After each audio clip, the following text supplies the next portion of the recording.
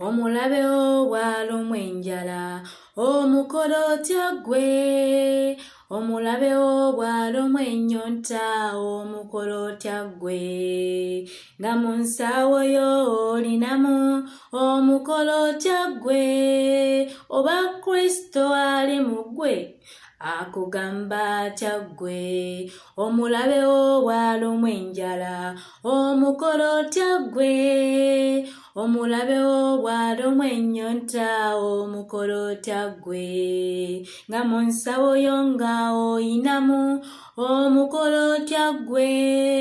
oba Kristo ali munda mu ggwe akugamba atya ggwe, omulabe bw'alumwa enjala omulisenga, omulabe bw'alumwa ennyonta gwe munywesenga, tomukola ye byakukola nedda mukwano, Katonda agamba bw'alumwa ennyonta omuyambanga oyo, omulabe bw'alumwa enjala omukolo otya ggwe, omulabe bw'alumwa ennyonta omukolo otya ggwe, nga munda mu ggwe ng'olinamu omukolo otya ggwe, Kristo ali munda mu ggwe akugamba atya ggwe, Abaluumi 12:2 gisome ejja kukubuulira eky'okkola olabe w'owangula, ennyonta w'emuluma bambi munywese, enjala eyo w'emuluma bambi muliise,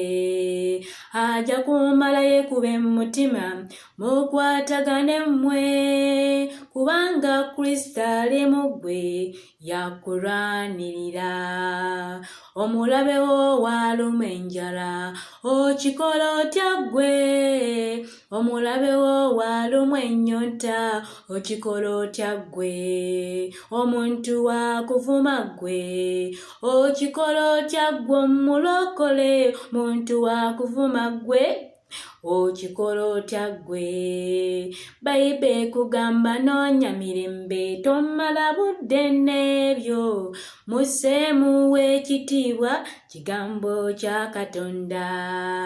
towalana kibi olw'ekibi, Katonda si waakola, agamba kwagala talina budde buwaala n'abantu. Bayibulamu Vicky bane Katonda anyuma bannange Yesu anyuma